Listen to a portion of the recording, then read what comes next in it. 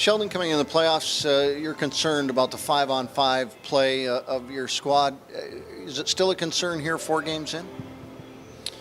Well, it was in the Rochester series, how it started games 1 and 2. But we knew that going into that series, those were going to be really tough matchups and it was going to be very difficult to carry play. That we made some good adjustments after game 2 and we're much better in game 3 here on home ice, and I thought that carried forward into last night's game against Cleveland. So we've shown some progress there for sure, and we want to continue to grow in that area. Obviously, we've added some people to our lineup and have a little bit more depth, so it helps us with matchups and things like that where we can start to win some shifts.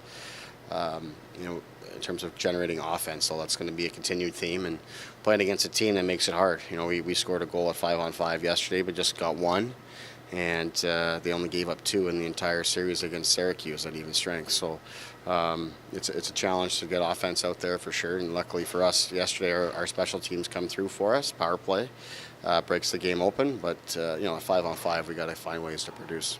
Has there been a growth in confidence with the line of Juris, Greening, and Baptiste as well? Yeah, Greening and Juris have done a terrific job for us last series. They played with Engvall and took on a lot of really hard minutes. Did a great job for us there. We've gone away from that a little bit here in the early going. Put Baptiste there, and liked that line yesterday as well. So Greening and Juris have taken on a lot of heavy lifting for our guys. Whether it's even strength or on the penalty kill, and making life a little bit easier for the rest of our lineup.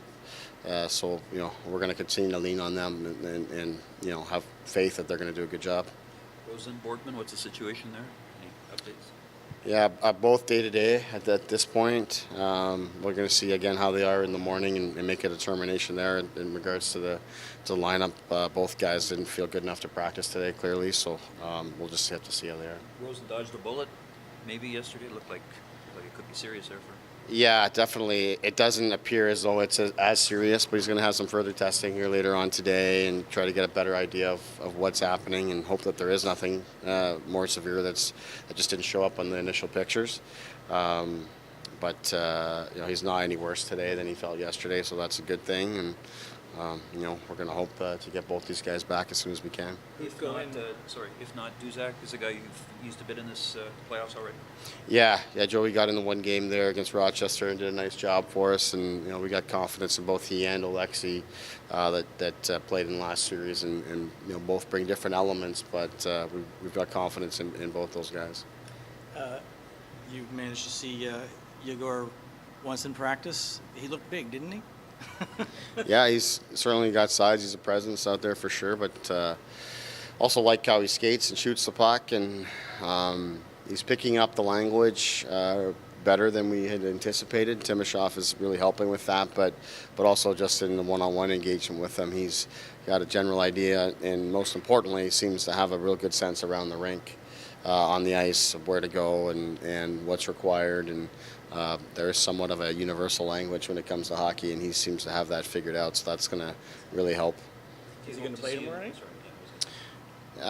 We're going to see how he is in the morning. He's had a lot of stuff going on here. It's been a bit of a whirlwind since he's arrived. Certainly anticipate him, getting into the series here very soon.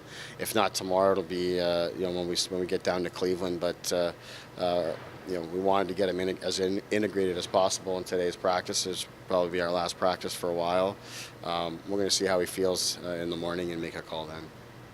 Further to Todd's point, Baptiste did a pretty good job, I think, on forechecking to cause that whole goal, that first one, which was a very pivotal goal. Yeah, for sure. Even in that Rochester series, he moved his feet and was a real factor. He's a good-sized guy that when he gets his feet moving, he's hard to slow down without taking a penalty, and he can get on top of you quickly. So that's what we've encouraged him to do, and that's also why we think he's a good fit with Greening and Juris, that can really disrupt the other team. And while there hasn't been an abundance of offense coming from them, they win their shifts and they make it really hard on the opposition. I don't think the other team enjoys seeing those guys come over the board, so that's a good thing for us.